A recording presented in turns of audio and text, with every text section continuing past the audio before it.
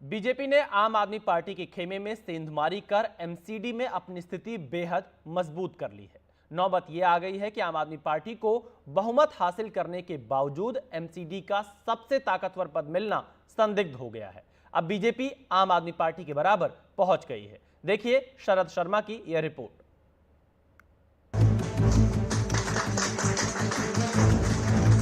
रविवार को बीजेपी ने आम आदमी पार्टी के 5 पार्षद तोड़कर अपने यहां शामिल करवा लिए। ये 5 पार्षद 2 खास जोन, सेंट्रल जोन और नरेला जोन के हैं, जहां अब बीजेपी आगे हो गई है। नतीजा ये कि दिल्ली नगर निगम यानी एमसीडी में सबसे ताकतवर पद यानी स्टैंडिंग कमेटी अध्यक्ष बहुमत होने के बावजूद आपको मिलना तय नहीं है।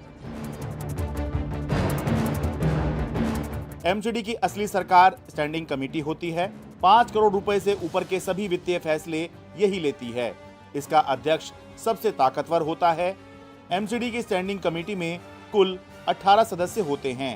12 सदस्य जोन से चुनकर आते हैं, जबकि 6 सदस्यों का चुनाव सदन में सीधे होता है। पहले आप 6 जोन में आगे थी, बीजेपी 5 जोन में आगे थी और 1 जोन में टाई हो रहा था। रविवार को 5 पार्षदों के बीजेपी ज्वाइन करने के बाद आप 5 जोन में आगे रह गई है, जबकि बीजेपी 7 जोन में आगे निकल गई है। जबकि सदन में अभी आम आदमी पार्टी के पास 3 तो बीजेपी के पास 2 सीट हैं।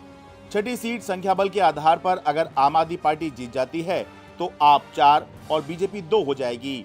उस सूरत में स्टैंडिंग कमेटी के कुल 18 सदस्यों में 9 आम आदमी पार्टी के और 9 ही बीजेपी के हो जाने का अनुमान है। अगर दोनों पार्टी बराबरी पर रही तो एमसीडी स्टैंडिंग कमेटी का अध्यक्ष कौन होगा, इसका फैसला सिक्का उछालकर किया जाएगा। बेशक एमसीडी के सदन में आम आदमी पार्टी का बहुमत है, लेकिन एलजी ने 10 पार्षद मनोनीत किए हैं।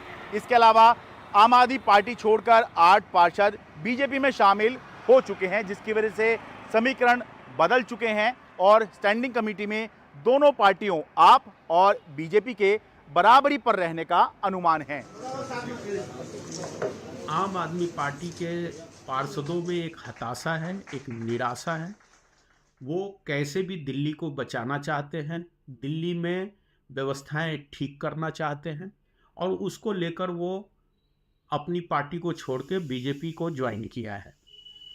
इस ज्वाइनिंग से स्टैंडिंग कमेटी का जो चुनाव होने वाला है उसमें भाजपा को बहुमत मिलेगा और कहीं ना कहीं नगर निगम की व्यवस्था को ठीक करने में सहायता मिलेगा।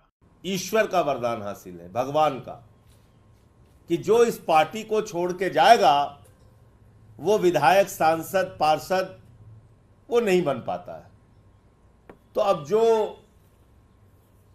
किसी कारण से आज पार्टी को छोड़ के गए हैं, चाहे वो मुकदमे का डर हो या कोई और कारण हो, वो तो वही लोग बेहतर जानते हैं, लेकिन जिस पार्टी में गए हैं वो पार्टी है यूज एंड थ्रो, इस्तेमाल करो और फेंको।